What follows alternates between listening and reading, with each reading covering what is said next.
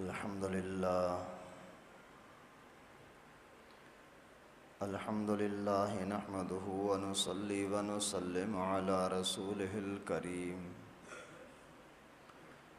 أما بعد فأعوذ بالله من الشيطان الرجيم. بسم الله الرحمن الرحيم. إن علينا للهدى وإن لنا للآخرة والأولى فأنذرتكم نارا تلظى لا يصلاها إلا الأشقى الذي كذب وتولى وسيجنبها الأتقى الذي يؤتي ماله يتزكى وما لأحد عنده من نعمة تجزى إلا ابتغاء وجه ربه الأعلى ولسوف يرضى. صدق الله العلی العظیم. سب ساتھی دل کی محبت سے سرکار دو عالم صلی اللہ علیہ وسلم پر درود شریف پڑھ لیں.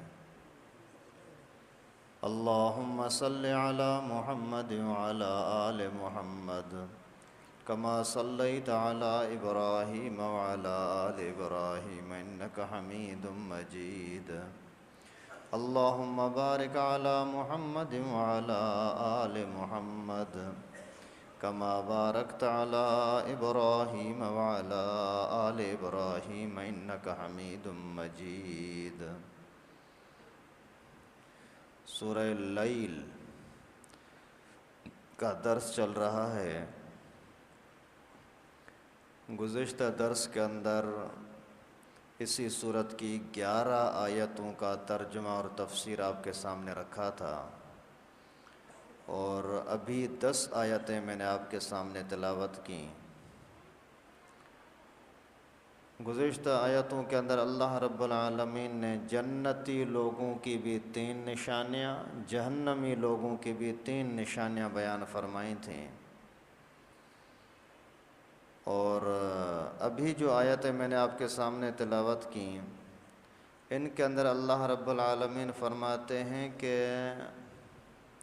ہدایت میرے ہاتھ میں، ہدایت اللہ کے ہاتھ میں، اور دنیا اور آخرت کا مالک بھی اللہ ہی ہے. پھر اللہ تعالیٰ نے ذلت والی زندگی سے بچنے کا حکم بھی دیا ہے، اور وہ ذلت والی جگہ جانے والا بڑا بدبخت اور بڑا بدقسمت ہی ہو سکتا ہے جو آگ کے اندر پڑے اور آگ کے اندر جلتا رہے، سڑتا رہے. اور یہ بدبخت کون ہوگا جو اس طرح کی ذلت و رسوائی کا حقدار بنے گا؟ اس کا بھی اللہ تعالیٰ نے یہاں تذکرہ فرمایا کہ اس کی خرابیاں کون سی ہوں گی جن کی وجہ سے وہ جہنمی بنے گا، اور جہنم سے بچنے والے کون ہیں. پھر اور کچھ نشانیاں اللہ رب العالمین نے یہاں بیان فرمائی ہیں، وہ اس درس کے اندر ابھی آئیں گی. اور جو بندہ اللہ کی رضا کے لیے کوئی کام کرتا ہے تو اللہ تعالیٰ بھی اسی کو راضی کر کے چھوڑیں گے. یہ نہیں ہو سکتا کہ آپ اللہ کو راضی کرنے کی کوشش کریں اور اللہ تعالیٰ تمہیں ناراض رکھے. نہیں، انسان اللہ تعالیٰ کو ناراض کرتا ہے تو بھی اللہ راضی کرتے ہیں، لیکن جب انسان خود اللہ کو راضی کرنے کی کوشش کرے پھر تو اللہ کی طرف سے رحمت ہی رحمت برستی ہے. اللہ تعالیٰ فرماتے ان علینا للہدا، ہدایت دینا ہمارے ہاتھ میں ہے. ہدایت کا مطلب ہے راستہ دکھانا، کہ راستہ دکھانا اللہ کا کام ہے، اور یہ اللہ کا کام دنیا کے اندر اللہ والے کرتے ہیں. ہدایت دینا اللہ کے ہاتھ میں ہے، راستہ دکھانا اللہ کے ہاتھ میں، لیکن یہ کام دنیا میں کون کرتے ہیں؟ اللہ والے کرتے ہیں، مولوی کرتے ہیں. تبلیغی کرتے ہیں، دیندار طبقہ کرتا ہے۔ اگر کسی ساتھی نے کسی کو دین کی طرف دعوت دی کہ آ جاؤ مسجد کی طرف، آ جاؤ درس سننے کی طرف، آ جاؤ حدیث سننے کی طرف، آ جاؤ کوئی دین کی بات سنیں، تو یہ سمجھو کہ اللہ کا کام کر رہا ہے، جو اللہ تعالیٰ نے اپنے ذمہ پہ لیا ہے، تو یہ اللہ کا پیارا، اللہ کا کام کر رہا ہے۔ اور اللہ رب العالمین فرماتے ہیں کہ وَإِنَّ لَنَا لَلْآخِرَةَ وَالْأُولَى، دنیا کا پاور بھی اللہ کے پاس ہے تو آخرت کا پاور بھی اللہ کے پاس ہے، ہدایت بھی اللہ کے پاس ہے، دنیا اور آخرت کا کنٹرول بھی اللہ کے پاس ہے۔ تو یہاں یہ بات دماغ میں آتی ہے کہ پھر اللہ تعالیٰ زبردستی ہمیں مسلمان کیوں نہیں بناتا؟ اللہ تعالیٰ کے لیے کوئی مشکل تو نہیں ہے؟ اللہ تعالیٰ زبردستی کسی کو گناہ سے کیوں نہیں بچاتا؟ اللہ تعالیٰ کے لیے کوئی ناممکن تو نہیں ہے؟ اللہ تعالیٰ کے تو اشاروں پر ساری دنیا چل رہی ہے۔ تو اس کا جواب یہ ہے کہ اللہ رب العالمین نے دنیا کو دارالامتحان بنایا ہے، دارالجزا نہیں۔ یہاں محنت کا زمانہ ہے تو محنت کرو، کون سی محنت کرتے ہو یہ تمہاری مرضی ہے۔ زبردستی تمہیں مسلمان بنایا جائے تو پھر جہنم بنانے کا کیا فائدہ؟ زبردستی کسی کو مجرم نافرمان بنایا جائے تو پھر جنت بنانے کا کیا فائدہ؟ اللہ رب العالمین نے راستے دونوں دکھا دیے، یہ جنت کا راستہ، یہ جہنم کا راستہ۔ یہ انسان کے اس قرآن کے اندر بھی آیا، ساتھ ساتھ میں دونوں کی طرف کھینچنے والے لوگ بھی اللہ نے پیدا کیے۔ ایسے لوگ بھی تمہیں دنیا میں ضرور ملیں گے جو آپ کو نماز کی دعوت دیتے ہوں، ضرور ملیں گے، لیکن ساتھ ساتھ ایسے لوگ بھی آپ کو ضرور ملیں گے جو آپ کو برائی کی دعوت دیتے ہوں، ضرور ملتے ہیں۔ یار آج میں نے بیٹے کی شادی کے اندر فنکشن رکھا ہے، تو بھی آ جانا، یہ کیا ہے؟ لعنت کی طرف دعوت دے رہا ہے کہ آ جا بھائی، میرے اوپر اللہ کی لعنت برسے گی، تو بھی تو میرا ساتھی بن۔ تو لوگ برائی کی طرف دعوت دینے والے بھی ہوتے ہیں۔ جو حلال کھانے کمانے والا ہوتا ہے وہ دوسروں کو دعوت دیتا ہے، یار حلال کماؤ، حلال کھاؤ، حلال کی محنت کرو۔ اور جو نکما ہوتا ہے، بدبخت، حرام خور، پلیت ہوتا ہے، وہ بولتا ہے یار میں نے تو 10 لاکھ روپے رکھ دیے ہیں بینک کے اندر، ہر مہینے میں 5 10 20 ہزار روپے ملتے رہتے ہیں، بس کوئی ٹینشن ہی نہیں ہے، بس کھاتا رہتا ہوں۔ لعنت ہو تیرے سی روزی پر، یہ روزی نہیں ہے، یہ عذاب ہے۔ تو یعنی حرام، دوسروں کو پھر بولتا ہے تو بھی یار کہاں کماتا ہے، لوگ دھوکے باز ہیں، جس کو پیسے دے گا وہ کھا جائے گا، تو بھی کسی کو سود پہ دے دے، پیسے بڑھتے رہیں گے۔ تو یہ حرام کی طرف، پلید کی طرف بھی دعوت دینے والے لوگ ہوتے ہیں، نیکی کی طرف دعوت دینے والے بھی لوگ ہوتے ہیں، ابھی تیری مرضی ہے جس راستے کو اپنائے۔ اسی طریقے سے اندرونی طور پر جو نظر نہیں آتا، ایک قرآن ہے جو آپ کو اچھا برا دکھاتا ہے، ایک انسان ہے جو آپ کو اچھا برا دکھاتا ہے، ایک اندرونی طاقتیں ہیں وہ بھی انسان کو اچھا اور برا دکھاتی ہیں۔ کیا؟ ایک ہے فرشتہ، ایک ہے شیطان۔ فرشتہ انسان کو نیکی کی ترغیب دیتا رہتا ہے، جیسے ہی اذان کا ٹائم ہوتا ہے نا تو ایک جھٹکا لگتا ہے کہ یار نماز کے لیے جاؤں، یہ اسی فرشتے کی دعوت ہوتی ہے۔ اور جیسے ہی نماز کا ٹائم ہوتا ہے نا تو پھر خیال ضرور آتا ہے کہ چھوڑ دو نماز کو، بعد میں پڑھ لینا، یہ پھر شیطان کا اثر ہوتا ہے۔ جو نظر نہیں آتے لیکن نیکی کا بھی راستہ دکھانے والا ہوتا ہے، برائی کا بھی راستہ دکھانے والا ہوتا ہے۔ اسی طریقے سے پھر بالکل انسان کی طبیعت کے اندر بھی 2 چیزیں ہوتی ہیں، انسان کے مزاج کے اندر بھی 2 چیزیں ہوتی ہیں، ایک انسان کو برائی کی طرف بھڑکاتی ہے اور ایک چیز انسان کو اچھائی کی طرف بھڑکاتی ہے۔ اور برائی کی طرف بھڑکانے والا نفس امارہ ہوتا ہے، نفس امارہ، برائی کی طرف کھینچنے والا نفس، خواہشات۔ اور دوسری طرف انسان کو نیکی کا جذبہ طبیعت میں ہوتا ہے، اسی کو کہتے ہیں روح کی دعوت۔ روح انسان کو اچھائی کی طرف کھینچتی ہے اور نفس انسان کو برائی کی طرف دھکیلتا ہے۔ تو اللہ رب العالمین فرماتے ہیں کہ ہدایت راستہ دکھانا میری ذمہ داری ہے۔ کوئی یہ نہیں کہہ سکتا کہ مجھے نیکی کا پتہ نہیں تھا، مجھے اچھائی کا پتہ نہیں تھا، یہ کوئی نہیں کہہ سکتا۔ بکری ہے، مرغی ہے، کوئی جانور ہے، اسی کو گھر سے بچہ نکال کر کے باہر لے جائے تو وہ پھر دوڑ کر کے اپنے گھر میں آتے ہیں جس گھر سے ان کو روزی ملتی ہے، جس گھر سے ان کو ٹکڑا ملتا ہے، گھاس ملتا ہے، وہ بھی باہر سے جنگل سے بھی بھاگ کر گھر میں آئیں گے۔ بلیوں سے کبھی کبھی تنگ ہو جاتے ہیں، گھر والے بولتے ہیں بھگاؤ ان کو، نکالو یہاں سے، تنگ کر کے رکھ دیا ہے۔ پھر بچے اٹھا کر کے اسی کو پتہ نہیں کہاں دور دور تک لے جاتے ہیں، پھر وہ پھر گھر میں آ جاتی ہے۔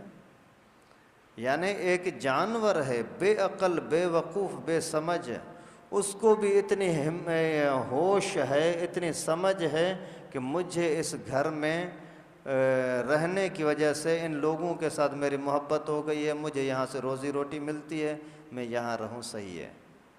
حالانکہ گھر جیسے گھر تو بہت سارے ہیں، اور گھروں میں کیوں نہیں جاتے، لیکن ساتھ رہنے کی وجہ سے محبت ہو جاتی ہے۔ انسان کو بھی کچھ تو شرم آنی چاہیے کہ اے انسان، تجھے تو اس جانور سے 1000 گنا بڑھ کر اللہ تعالیٰ نے عقل دی ہے، سمجھ دی ہے، سوچتا ہے، ان جانوروں کے اوپر حکومت کرتا ہے، اتنا تجھے اللہ تعالیٰ نے بلند کیا ہے، اور تو اسی اللہ کی مخلوق کو سجدہ کرتا ہے اللہ کو چھوڑ کر۔ وہ جانور تیری روٹی دینے کی وجہ سے تجھے سجدہ کرتے ہیں، تیری خدمت کرتے ہیں، حالانکہ جو روٹی تو نے گھر میں بنائی ہے یہ تو نے تو نہیں بنائی ہے، تو اللہ نے بنائی ہے بھائی۔ اگر اللہ نہ دیتا تو کوئی آپ ایک روٹی آپ بنا سکتے ہو؟ صرف آپ کے پاس ایک روٹی کے لیے بھی کتنی اللہ کی مخلوق نے تمہاری خدمت کی ہے۔ زمین نے تمہاری خدمت کی، آسمان نے تمہاری خدمت کی، سورج نے، چاند نے، ستاروں نے، پانی نے تمہاری خدمت کی، پھر تمہیں ایک روٹی کا نوالہ ملا ہے بھائی۔ ہواؤں نے تمہاری خدمت کی، دیہات کے جنگلات کے مزدوروں نے تمہاری خدمت کی ہے، ان بیچاروں نے کتنے مہینوں تک وہاں کام کیا ہے، بیل نے تمہاری خدمت کی ہے، وہاں زمین کے اندر ہل چلایا ہے، اور بڑے بڑے سیٹھوں نے تمہاری خدمت کی ہے جنہوں نے کمپنیاں لگائی ہیں یوریا کی اور کھاد کی، اور غریب ترین مزدوروں نے تمہاری خدمت کی ہے جو وہاں سے کام کاج کر کے، ڈرائیوروں نے تمہاری خدمت کی، گاڑیوں نے تمہاری خدمت کی، واپاریوں نے تمہاری خدمت کی، پسائی والی مشین والوں نے تمہاری خدمت کی، تمہاری بیٹی نے، تمہاری بیوی نے تمہاری خدمت کی، اور یہ سارے مرحلے گزرنے کے بعد آپ کو ایک نوالہ ملا ہے، پھر بھی آپ اللہ کا شکر نہیں کرتے ہو؟ سوچنے کی بات ہے نا۔ اللہ رب العالمین فرماتے ہیں کہ میں نے تمہیں راستہ دونوں دکھا دیا ہے، یہ نیکی کا راستہ ہے، یہ برائی کا راستہ ہے۔ ہر چیز کے اندر اچھائی برائی دونوں چیزیں ہیں۔ میاں بیوی کے آپس کے تعلقات ہیں، بیوی شوہر کی فرمان بردار بن کے رہے، یہ بھی اس کے سامنے ہے، نافرمان بن کے زندگی گزارے، وہ بھی اس کے سامنے۔ ابھی تیری مرضی ہے، جس کو پسند کرے، تیری مرضی ہے اپنے لیے آخرت کی بربادی پسند کرے، تیری مرضی، اور آخرت کی بھلائی لے لے، وہ بھی تیری مرضی ہے۔ اسی طرح سے مرد ہے، ایک امانت ماں باپ نے ایک لڑکی تیرے حوالے کی ہے، ابھی تو غیرت کے ساتھ، عزت کے ساتھ، اسی کو سکون کے ساتھ رکھے، یہ بھی راستہ تیرے سامنے ہے۔ اسی کو مزدوری پر مجبور کرے، جاؤ خود کماؤ خود کھاؤ، میں تو نہیں دے سکتا، اس طرح کا راستہ بھی تیرے سامنے ہے۔ ابھی اسی کو تو مجبور کر کے، پریشان کر کے اپنے لیے جہنم خریدے، تیری مرضی، اسی کے حق ادا کر کے تو اللہ کو راضی کر لے، تیری مرضی۔ شوہر بیوی کے ساتھ مسکرا کر کے ملے، بیوی شوہر کے ساتھ مسکرا کر کے ملے، یہ بھی ایک بہترین عظیم عبادت ہے۔ راستے دونوں تمہارے سامنے ہیں۔ شوہر بیچارہ تھکا ماندہ باہر سے آیا، پورا دن آپ کے لیے مزدوری کرنے کے لیے گیا تھا، نیند خراب کر کے روزی روٹی کمانے کے لیے گیا تھا، وہ بڑا تھکا نیند لگی ہوئی ہے، جسم میں درد ہو رہا ہے، گھر میں آیا ہے کہ سکون جا کر کے حاصل کروں، تھوڑی دیر آرام کر لوں۔ جیسے گھر میں پہنچا تو بیوی نے انہیں شکل بگاڑ کر کے بولتی ہے یہ بھی نہیں ہے، یہ بھی نہیں ہے، یہ بھی نہیں ہے۔ ابھی تو وہ پہلے اتنا تھکا ہوا نہیں تھا جتنا تیری اس 2 جملوں کے بکواس نے اس کو پریشان کر دیا۔ وہ جیسے ہی گھر میں آیا 2 منٹ 5 منٹ آپ اس کو سکون کے ساتھ بیٹھنے دیتی، پانی پیش کرتی، تکیا پیش کرتی، چادر بچھا دیتی، آ جاؤ بڑی تکلیف کر کے آئے ہو، اللہ نے آپ کو گھر میں خیر خیریت سے پہنچا دیا، اللہ تعالیٰ کی مہربانی ہے، پھر جا کر اس کو کچھ کھلاؤ پلاؤ، پھر حال حوال کرو۔ اگر روزی ملی نہیں ملی، وہ پہلے سے پریشان ہے، ٹینشن ہے، تو اگر اسی کے اوپر ایک جملہ اور کس دے کیسے گزارا ہوگا، تو اس بیچارے کے دماغ پر کیا گزرے گی؟ اس کو اگر ذرا سی تسلی دے دو، خیر ہے، کوئی مسئلہ نہیں ہے، آج نہیں تو اللہ کل دے دے گا۔ ایک جملے کی وجہ سے اسی کو طاقت مل جاتی ہے، اس کو توانائی مل جاتی ہے۔ اسی طرح سے مرد عورت کے ساتھ اچھا چلے، ماشاءاللہ آج کھانا کتنا پیارا بنایا ہے، اس طرح کا جملہ کہہ کر کے اور اسی کو تسلی دے دو، تو خیر اللہ رب العالمین نے دونوں راستے دکھا دیے، ابھی تمہاری مرضی ہے جس راستے پہ چلو۔ فَأَنذَرْتُكُمْ نَارًا تَلَظَّىٰ، دونوں راستے دکھانے کے بعد اللہ تعالیٰ فرماتے ہیں میں نے تمہیں آگ سے ڈرایا جو بھڑک رہی ہے، ایک بھڑکتی دہکتی آگ ہے، اس سے اللہ نے ڈرایا ہے، اللہ نے بتلایا کہ آگے آگے اس راستے سے جاؤ گے نا، سامنے ڈاکو کھڑے ہوئے ہیں، آگے سے روڈ بہت خراب ہے، یہاں کوئی اور پریشانی ہے، تو کوئی جائے گا نہیں۔ یار وہ ساتھی بتا رہے تھے کہ آگے جاؤ گے تو جانا کہیں ہے، راستے میں راستہ خراب ہے اور کچے کے ڈاکو کھڑے ہوئے ہیں، کوئی آگے نہیں جاتا۔ تو اللہ رب العالمین نے فرمایا کہ آگے آگ ہے، اگر آپ اس راستے پر چلو گے تو آگے آگ ہے۔ کون سا راستہ؟ وہ بھی خود اللہ نے آگے بیان فرمایا، لا یصلاھا الا الاشقی، اسی دہکتی آگ کے اندر کون داخل ہوگا؟ جو بڑا بدبخت ہوگا، اشقا، شقی، شقی القلب، گندا انسان، بالکل بدکار، بیکار، بے وقوف، بے سمجھ انسان اسی آگ میں جائے گا۔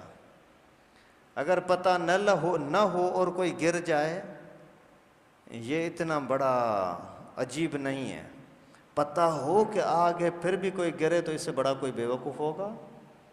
اور یہاں پتہ ہے، یہاں سب لوگوں کو، سب مردوں کو، سب عورتوں کو پتہ ہے کہ آگ ہے، پھر بھی اگر کوئی جاتا ہے تو یہ اشقا تو ہے، بدبخت تو ہے، شقی اور گندا تو ہے۔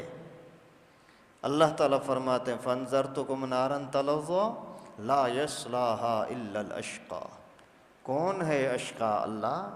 اللہ بتا تو صحیح، اسی آگ میں گرنے والا ہے کون؟ کون سی خرابیاں اس میں ہوں گی تو پھر وہ اس میں جائے گا؟ الذی کذب وتولیٰ، یہ 2 خرابیاں جس میں ہوں گی وہ جائے گا جہنم میں۔ جھٹلاتا ہے، نہیں میں نبی کو نہیں مانتا، نعوذ باللہ۔ یار قرآن پاک کو تو چھوڑو، قرآن پاک کی کیا باتیں ہیں، اور منہ موڑ لیتا ہے، مسجد آئی چہرہ پھیر دیا، دین کی بات آئی چہرہ پھیر دیا، دل مانا تو مانا، دل نہیں مانتا چھوڑ دو بابا، یہ پرواہ ہی نہیں ہے کہ قرآن کا انکار ہو رہا ہے یا حدیث کا انکار ہو رہا ہے۔ تو ایسے لوگ ہیں جو جہنم میں داخل ہوں گے، جھٹلانے والا، منہ موڑنے والا، اذان ہوئی مسجد کی طرف نہیں آتا، یہ ہے منہ موڑنا۔ حلال حرام کا مسئلہ آ گیا، مولوی صاحب نے بولا کہ یہ حرام ہے، اس نے جھٹلایا، نہیں میں مولوی کو نہیں مانتا، یہ ہے اشقا۔ بچی بالغ ہوئی، ماں نے بولا کہ بیٹی ابھی تیرے اوپر پردہ فرض ہو گیا، مولویوں نے بتایا کہ بالغ کے اوپر پردہ فرض ہے، ابھی اگر کوئی عورت بچی نہیں کرتی پردہ تو یہ ہے بدبخت، یہ ہے جھٹلانے والی۔ نماز کا ٹائم ہوا، نماز پڑھنے کے لیے نہیں آ رہے، گھر کی بچیاں گھر میں نماز نہیں پڑھتی، یہ ہے بدبختی۔ اسی کا انجام اللہ نے دنیا میں بتا دیا، کیا ہے؟ نارن، آگ، تلظا، بھڑکتی ہوئی آگ۔ اللہ تعالیٰ حفاظت فرمائے۔ وَسَيُجَنَّبُهَا الْأَتْقَى، سبحان اللہ۔ اور اس آگ سے بچنے والے بڑے اچھے لوگ بھی ہیں، اتقا، تقوی والے۔ تقوی کس کو بولتے ہیں؟ جو ہر چیز میں پرہیز کرتا رہے، بچتا رہے۔ ایک ہے ذکر، اذکار، نماز، تلاوت کرنا، ایک ہے برائی سے بچنا۔ برائی سے بچنے کا نام تقوی ہوتا ہے، نماز پڑھنے کا نام تقوی نہیں ہے۔ جہنم سے بچنے کے لیے نیکیاں کرنا ضروری نہیں ہے، جہنم سے بچنے کے لیے گناہوں سے بچنا ضروری ہے۔ نیکیاں درجات کو بلند کرنے کے لیے ہوتی ہیں۔ ایک بندہ اگر نیکیاں بھی بہت کر رہا ہے لیکن تھوڑا سا شرک بھی کرتا ہے، گیا جہنم میں۔ نماز بھی پڑھ رہا ہے لیکن نماز کے اندر آیا تھا، کپڑے پلید تھے، پیشاب کیا تھا، قطروں کو صحیح دھویا، صاف نہیں کیا تھا، ابھی نماز وہی گھنٹے کی 2 گھنٹے کی نماز پڑھتا رہا، قرآن پاک کی تلاوت کرتا رہا، لیکن پرہیز نہیں کیا، تقوی نہیں کیا، پلیتی کو ہٹایا نہیں، تو یہ نماز کام کی نہیں ہے۔ تو اللہ تعالیٰ فرماتے ہیں کہ جہنم سے کون بچے گا؟ جو پرہیز کرتا ہے، حرام چیز سے پرہیز، نافرمانی سے پرہیز، آنکھوں کے گناہوں سے پرہیز، کانوں کے گناہوں سے پرہیز، زبان کی خرابیوں سے پرہیز۔ پرہیز کیا تو یہ بندہ جہنم سے بچے گا۔ اللہ تعالیٰ ہم سب کو بچائے۔ اچھا، اس کی دوسری نشانی کیا ہے؟ جنت میں جانے کے لیے ایک پرہیز ہوا، دوسرا کیا؟ الذی یؤتی مالہ یتزکا، جو اپنا مال اللہ کے نام پر دیتا ہے تاکہ خود پاک ہو جائے۔ مال صدقہ خیرات کرنے کی وجہ سے بھی آدمی پاک ہوتا ہے، دل صاف ہوتا ہے۔ انسان کو دنیا میں آخرت میں بے عزت کرانے والی بڑی چیز کنجوسی ہے، بڑی چیز کنجوسی ہے، بخل۔ اور بخل اس کو بولتے ہیں کہ پیسہ چھپائے رکھو، ضرورت ہے دیتا نہیں ہے، پیسہ ہے ضرورت بھی ہے لیکن دیتا نہیں ہے، یہ ہے بخل۔ آپ کے گھر سے کھانا کبھی پڑوسی کے پاس نہیں جاتا، یہ ہے بخل۔ اور غریبوں کا خیال نہیں کرتے، یہ ہے بخل، کنجوسی۔ تو اللہ تعالیٰ فرماتے ہیں کہ جنتی وہ ہوگا، جہنم سے بچنے والا وہ ہوگا جو اپنے مال کو اللہ کے نام پر خرچہ کرتا ہوگا تاکہ خود پاک ہو جائے۔ وَمَا لِأَحَدٍ عِندَهُ مِن نِعْمَةٍ تُجْزَى، اور وہ جو خرچہ کر رہا ہے وہ کسی احسان کے بدلے میں نہیں دے رہا، جو بھی خرچہ دے رہا ہے احسان کے بدلے میں نہیں دے رہا، إِلَّا ابْتِغَاءَ وَجْهِ رَبِّهِ الْأَعْلَى، اپنے رب اعلیٰ، رب اعظم، رب برتر کی رضا کے لیے دے رہا ہے۔ آج کل یہ بھی بڑی بیماری ہوتی ہے نا، ایک تو لوگ خرچہ کرتے نہیں ہیں، اور کرتے ہیں تو واہ واہ کرنے کے لیے، یار اس نے میرے اوپر احسان کیا تھا میں بھی تھوڑا سا دے دیتا ہوں۔ یہ اللہ کی رضا کے لیے نہیں ہے۔ اللہ کی رضا کے لیے یہ ہے کہ آپ نے اسی کے ساتھ کوئی رشتے کو نہیں دیکھنا، بس صرف یہ کہ اللہ کا حکم ہے غریب کی مدد کرو میں کرتا ہوں، اللہ کا حکم ہے پریشان کی مدد کرو میں کرتا ہوں، بس اسی نیت سے جو خرچہ کرتے ہو، یہ ہے اپنے آپ کو پاک کرنے کی باتیں۔ اور جب ایسا کوئی بندہ کام کرتا ہے تو اس کو اللہ تعالیٰ جہنم سے بچا دیتے ہیں۔ وَلَسَوْفَ يَرْضَىٰ، سبحان اللہ۔ سورت کی آخری آیت کیا ہے؟ وَلَسَوْفَ يَرْضَىٰ.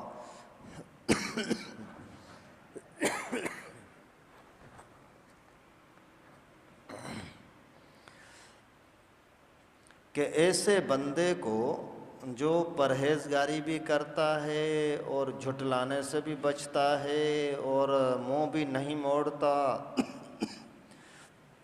اور مال بھی اللہ کے نام پر خرچ کرتا ہے. نہ چلے ریس اوے بچا.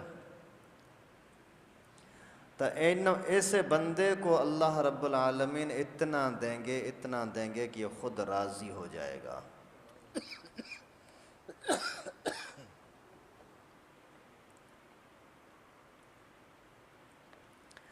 تو کوئی ایک بھی کام مشکل نہیں ہے، تھوڑا سا ہمت اور جذبہ چاہیے. جذبہ رکھو انشاءاللہ العزیز سارے کام کرنا آسان ہوں گے. لیکن اگر جذبہ نہیں ہے تو پھر پتہ نہیں کہ آدمی کہاں سے کہاں چلا جاتا ہے. اللہ تعالیٰ حفاظت فرمائے. اصل چیز ہے اللہ کی رضا کے لیے کا جذبہ ہونا کہ اللہ تعالیٰ مجھ سے راضی ہو جائے، پھر اس کے لیے بڑے سے بڑا کام کرنا بھی آسان ہو جاتا ہے. اور اگر جذبہ نہیں ہوتا تو پھر پانچے ٹخنوں سے اوپر کرنا بھی بھاری لگتے ہیں. کتنی عجیب بات ہے.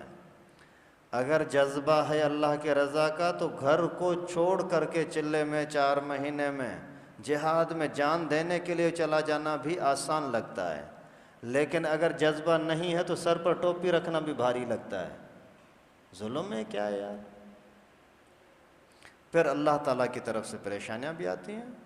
جب آدمی اللہ کے نافرمانی کرتا ہے تو پریشانیاں بھی آتی ہیں. یہ ابھی بلوچستان کا واقعہ دیکھو، کتنا خطرناک واقعہ ہوا ہے.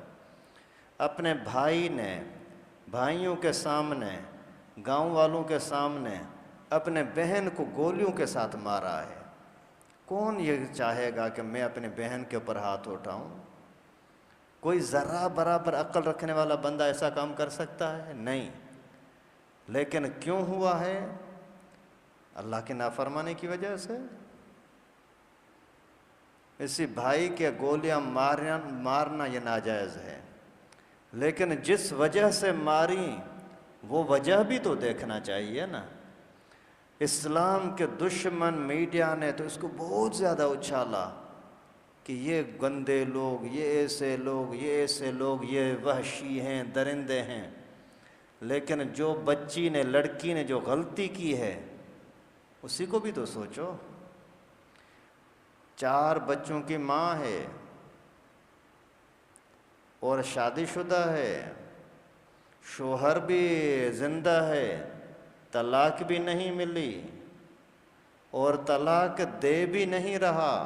مانگ رہی ہے کہ مجھے یا کسی دوست کے ساتھ دوستی کرنی ہے تو مجھے طلاق دے دے. وہ پوچھتا ہے تجھے تکلیف کیا ہے میرے پاس؟ کوئی ایک چیز تکلیف بتاؤ جو تیرا حق میں نے ادا نہ کیا ہو.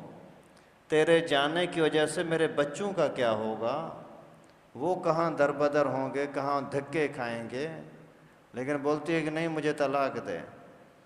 بولتا ہے نہیں میں طلاق نہیں دیتا. اگر بڑوں سے فیصلہ کرنا ہے، اپنے ماں باپ سے فیصلہ کرنا ہے، لے آؤ فیصلہ کرتے ہیں. بولتے ہیں نہیں مجھے طلاق چاہیے. اس نے بولا تیرے ماں باپ بولیں گے تو طلاق دوں گا، نہیں تو نہیں. آخر یہ چلی گئی اپنے یار کے ساتھ، دوست کے ساتھ عاشقی میں. کئی دنوں تک جا کر کے وہاں رہی ہے، کالا منہ کیا ہے. پھر جب واپس آئی ہے تو بھی وہ اس کو بولتا ہے کہ ابھی بھی سدھر جا، میں ابھی بھی تجھے طلاق نہیں دینے کے لیے تیار نہیں ہوں، میرے بچوں کی زندگی برباد ہوگی. اور پھر باقاعدہ فیصلہ ہوا ہے. فیصلے کے اندر لڑکی کو الگ منع کیا ہے، لڑکے کو الگ منع کیا ہے کہ خبردار اس کا گھر کیوں خراب کرتا ہے. اور اس کے بعد پھر انہوں نے کالا منہ کیا ہے، پھر بھاگ کر کے گئے ہیں. پھر گاؤں کے لوگوں نے پابندی لگائی ہے کہ اس لڑکے کو یہاں آنے کی اجازت نہیں ہے، کسی کا گھر خراب کر رہا ہے. اس کے بعد پھر بھی یہ لڑکی بھی اسی کے ساتھ، وہ بھی بے غیرت. پھر انہوں نے اس کو گولیاں ماری ہیں. گولیاں مارنے کا عام لوگوں کو حق نہیں ہے، یہ شریعت نے عدالت کو حق دیا ہے. لیکن عدالت ایسی دشمن ہے اسلام کی اس لیے پھر لوگ اس طرح جذبات میں آتے ہیں۔ لیکن زنا اگر کسی لڑکے کا یا لڑکی کا ثابت ہو جائے تو اللہ کا حکم یہ ہے کہ ان کو مار دو، یہ اللہ کا حکم ہے۔ اگر غیر شادی شدہ زنا کرے مرد ہو یا عورت، سزا ایک ہی ہے کہ اسی کو کوڑے مارو۔ اور اگر شادی شدہ زنا کرے مرد ہو یا عورت، سزا ایک ہی ہے کہ ان کو سنگسار کر دو۔ سنگسار کر دو مانا پتھر مار مار کر ان کو قتل کر دو۔ انہوں نے پتھر کی جگہ پر گولیاں ماری ہیں۔ تو جو انہوں نے غلطی کی ہے، پورے معاشرے کا خراب کر رہے ہیں، اللہ کے رسول کی، قرآن کی دشمنی کر رہے ہیں، زنا کر رہے ہیں، اسی کو کوئی نہیں چھیڑتا کہ یار یہ ظلم کیوں کیا۔ لیکن ان کو اگر قرآن کے مطابق سزا دی گئی تو پھر بولتے ہیں کہ یہ تو بڑا ظلم ہو گیا۔ تو یہ قرآن کے ساتھ دشمنی ہے۔ جنرل ضیاء تھا جس زمانے میں، تو وہ گیا برطانیہ، تو انہوں نے یہاں اس سے پوچھا کہ تمہارے یہاں اسلامی حکم ہے، اسلامی قانون ہے؟ بولا بالکل۔ تو اس سے پوچھا کہ کیا تمہارے ہاں چور کا ہاتھ کاٹتے ہیں؟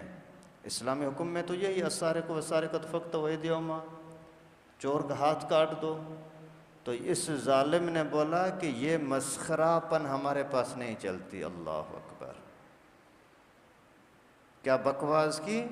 ہمارے پاکستان کا حکمران ہے، فوج کا سربراہ ہے، پاکستان کا صدر ہے، اور کہتا ہے قرآن کے حکم کو بولتا ہے کہ مسخرہ پن ہمارے پاس نہیں چلتی۔ تو یہ سارے ہمارے دشمن اسلام کے، قرآن کے دشمنی کریں، کھلم کھلا دشمنی کریں، اس کا کوئی احساس نہیں ہے۔ اور اگر کوئی شریعت پر چلتا ہے تو اسی کو بولتے ہیں کیوں؟ سلمان تاثیر گستاخ نے نبی پاک کی بے ادبی کی، قرآن کی گستاخی کی، اسی کو کوئی بولنے والا نہیں تھا۔ ایک مجاہد نے اس کو گولی ماری، اس مجاہد کو پکڑے، تو نے کیوں ماری ہے؟ مطلب یہ ہے کہ تم خود چاہتے ہو کہ پاکستانی حکمران جو اپنے آپ کو مسلمان کہتے ہیں وہ خود چاہتے ہیں کہ ہمارے پاکستانی لوگ نبی کے بھی گستاخ بنے تو قرآن کے بھی گستاخ بنے۔ تو پھر جب اس طرح کے پلیت حکمران ہوں گے پھر ٹکراؤ تو ہوگا۔ ہمارے مسلمانوں کے لیے سب سے پہلے اسلام ہے، اسلام پہلے نمبر پر، اس کے بعد باپ ہے، اس کے بعد ماں ہے، اس کے بعد اپنا ملک ہے، اس کے بعد اپنا خاندان قبیلہ ہے۔ اگر مقابلے میں اسلام کے مقابلے میں باپ آتا ہے، باپ کی پرواہ نہیں ہے، ماں آتی ہے، ماں کی پرواہ نہیں ہے، پہلے نمبر پر اسلام، سب سے پہلے اسلام۔ اور مشرف مشرق نے، پرویز مشرف مشرق نے یہ نعرہ دیا تھا کہ سب سے پہلے پاکستان، لانا تو تیرے نعرے پہ، پاکستان نہیں تھا تو پھر اللہ نہ کرے کل اگر پاکستان ٹوٹ جاتا ہے تو ہم اسلام کو چھوڑ دیں گے؟ سب سے پہلے اسلام، پھر کوئی ملک، پھر گھر، پھر خاندان، پھر رشتہ، پھر ساری چیزیں۔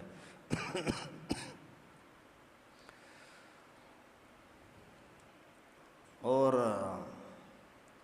سب بھائیوں سے بھی بہنوں سے بھی گزارش ہے، غزہ کے حالات بہت خراب ہیں، غزہ کے حالات، فلسطین کے حالات بہت خراب ہیں۔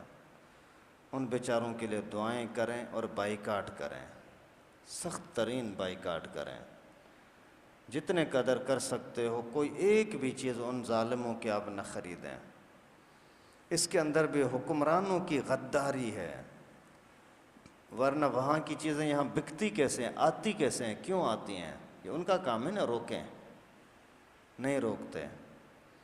ابھی تقریباً 5 دن پہلے مولانا فضل الرحمن نے بولا کہ مجھے رات کو 1:30 بجے ویڈیو کال آئی، تو میں نے جیسے دیکھا تو غزہ سے فلسطین کے مجاہد کی کال تھی، اور انہوں نے بولا کہ مولانا فضل الرحمن صاحب، ہم آپ کا شکریہ ادا کرتے ہیں کہ دنیا کے اندر صرف آپ ہی ہمارا ساتھ دے رہے ہیں اور کوئی ہمارا ساتھ نہیں دے رہا، ہم آپ کا شکریہ ادا کرتے ہیں۔ لیکن ہم 70,000 لوگ، معصوم بچے عورتیں شہید کروا چکے ہیں، لیکن ابھی جو کچھ بچ گئے ہیں ان کے اوپر بمباری بھی چل رہی ہے، لیکن بمباری کے ساتھ ساتھ ہمارے ماں کے سامنے معصوم بچے بھوکے تڑپ تڑپ کر کے جان دے رہے ہیں، باپ کے سامنے معصوم بچے تڑپ رہا ہے بھوک کے لیے، پانی کے لیے، کھانے کے لیے۔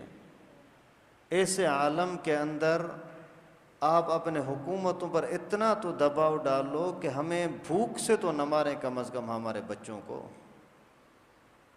ابھی آپ اندازہ کریں کہ وہ بیچارہ اس طرح کی جو باتیں کر رہا ہے تو اس کے کیا جذبات ہوں گے، کیا احساس ہوں گے، اور ہم ہیں کہ اپنے مسجدوں کے اندر پڑے ہوئے ہیں، اور ہمارے حکمران ایسے غیرت سے ظالم خالی ہو گئے ہیں کہ کچھ ٹکے کا احساس ہی نہیں ہے۔